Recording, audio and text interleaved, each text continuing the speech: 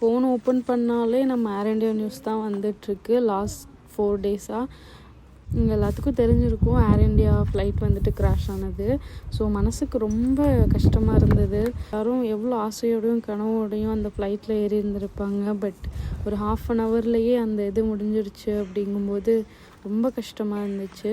ஒருத்தங்க கதையும் கேட்கும்போது மனசுக்கு அவ்வளோ வலியை தர மாதிரி இருக்குது. பட் நம்மளால் அவங்களுக்காக ப்ரே மட்டும்தான் பண்ண முடியும். இதுக்கு மேலே இந்த மாதிரி ஒரு இன்சிடெண்ட் நடக்கக்கூடாது அப்படின்னும் நம்ம கடவுள்கிட்ட வேண்டிக்கலாம். ஹியூமன் லைஃப் எப்போவுமே அன்ப்ரெடிக்டபிள் தான். ஸோ இருக்கிற டைமை நம்ம என்ஜாய் பண்ணிக்கணும். இன்றைக்கி இங்கே நல்லா சன்னி டே. ஸோ நிக்கில கூட்டிகிட்டு வந்து கொஞ்சம் நேரம் கார்டனில் விளையாட வச்சுட்டு அப்புறம் கொஞ்சம் தண்ணியெல்லாம் விட வேண்டியிருந்துச்சு. செடிக்கெல்லாம் தண்ணியெல்லாம் விட்டுட்டு மற்ற வேலைகளை பார்த்துட்ருந்தேன். நான் கேரட் ஃபஸ்ட்டு 2 டேஸாக செக் பண்ணேன், வரவே இல்லை. பட் இப்போது நல்லா துளிர்த்து வந்திருக்கு. வெண்டைக்காய் விதை